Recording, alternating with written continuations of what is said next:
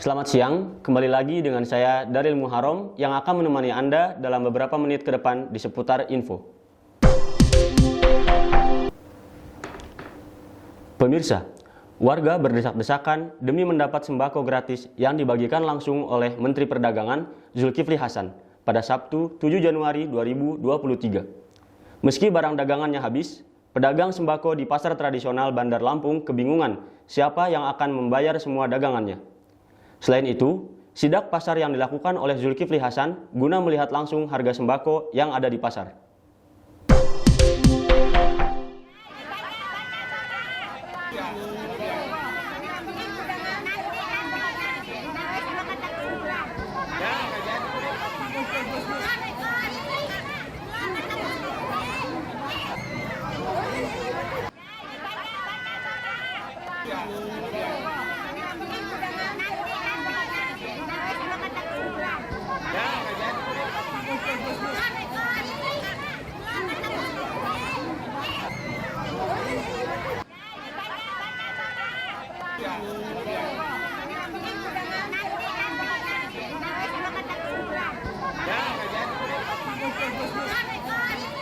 Warga berdesak-desakan demi mendapat sembako gratis yang dibagikan langsung oleh Menteri Perdagangan Zulkifli Hasan pada Sabtu 7 Januari 2023. Meski barang dagangannya habis, pedagang sembako di pasar tradisional Bandar Lampung kebingungan siapa yang akan membayar semua dagangannya.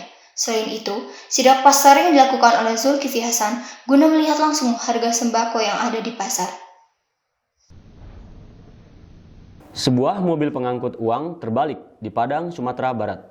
Akibatnya, uang miliaran rupiah pun berserakan di jalan sekitarnya.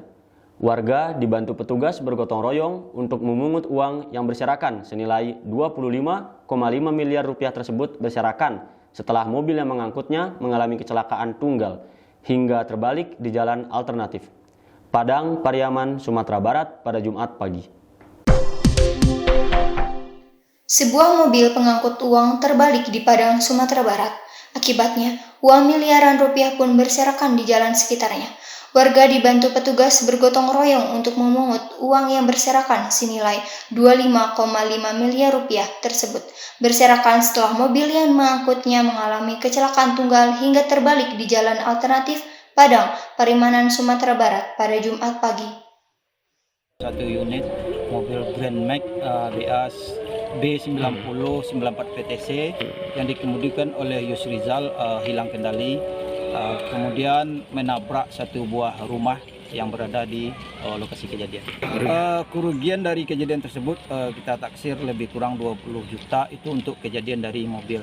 Sementara uang yang dibawa saat itu berjumlah lebih kurang 25,5 miliar dan saat ini sedang dilakukan penghitungan untuk apakah ada kurang atau bagaimana.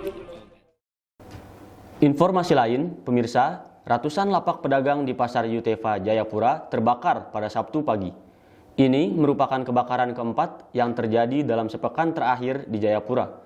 Proses pemadaman oleh mobil pemadam kebakaran dan water cannon milik polisi sempat terhambat akibat listrik yang belum dipadamkan. Selain itu, jalan menuju tempat kejadian perkara terhalangi oleh puluhan warga yang ingin melihat kebakaran. Beruntung, tak ada korban jiwa dalam kebakaran ini.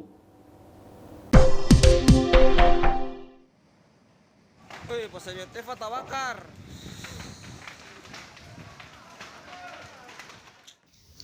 Ratusan lapak pedagang di Pasar Yutefa Jayapura terbakar pada Sabtu pagi. Ini merupakan kebakaran keempat yang terjadi dalam sepekan di Jayapura. Proses pemadaman oleh mobil pemadam kebakaran dan water cannon milik polisi sempat terhambat akibat listrik yang belum dipadamkan. Selain itu, jalan menuju tempat kejadian perkara terhalangi oleh puluhan warga yang ingin melihat kebakaran. Beruntung, tak ada korban jiwa dalam kebakaran ini. Beralih ke berita politik. Prabowo Subianto menegaskan kembali keinginannya untuk maju dalam Pilpres 2024 mendatang. Ia mengatakan jika keinginannya tersebut merupakan hasil dari dukungan kader partainya. Tapi polanya nggak berubah. Nomor 1 Ganjar, nomor 2 Anies, nomor 3 Pak Prabowo. Anies agak sedikit stagnan, elektabilitasnya di bulan Desember, Ganjar dan Pak Prabowo naik. Nah pertanyaannya, Ganjar dan Pak Prabowo ngapain di bulan Desember? Ketika approval rating Pak Jokowi naik, Pak Prabowo elektabilitasnya juga ikutan naik. Artinya, approval rating Presiden Jokowi itu tidak hanya berdampak belakangan ini kepada Ganjar, tapi juga kepada Pak Prabowo. Nah, sementara sebaliknya, mereka yang tidak puas terhadap kinerja Pak Jokowi, itu polanya sama dengan tingkat approval rating, tingkat elektabilitas Anies. Prabowo Subianto menegaskan kembali keinginannya untuk maju dalam Pilpres 2024 mendatang. Keputusan yang terbaik untuk rakyat. Ia mengatakan jika keinginan tersebut merupakan hasil dari dukungan kader partainya. Sudah jelaskan ini Badan Pemenangan Presiden, ya. Bukan Badan Pemenangan Wakil Presiden. Tenang aja. Biar rakyat yang menentukan, ya, bukan lembaga survei. Jadi lembaga survei tidak mewakili rakyat. Lembaga survei kan bisa dibayar. Ya. Cawapres nanti secara proses politik akan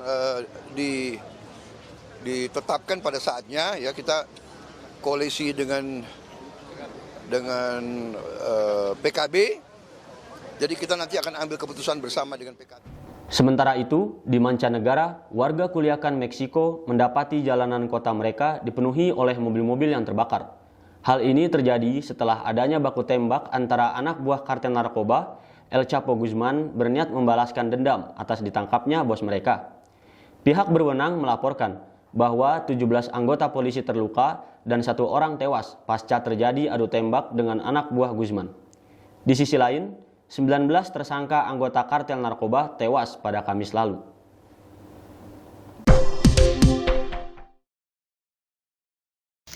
Warga Culiacan, Meksiko mendapati jalanan kota mereka dipenuhi oleh mobil-mobil yang terbakar. Hal ini terjadi setelah adanya baku tembak antara anak buah kartel narkoba. El Chapo Guzman berniat membalas dendam atas ditangkapnya bos mereka. Pihak berwenang melaporkan bahwa 17 anggota polisi terluka dan 1 tewas pasca terjadi adu tembak dengan anak buah Guzman. Di sisi lain, 19 tersangka anggota kartel narkoba tewas pada Kamis lalu.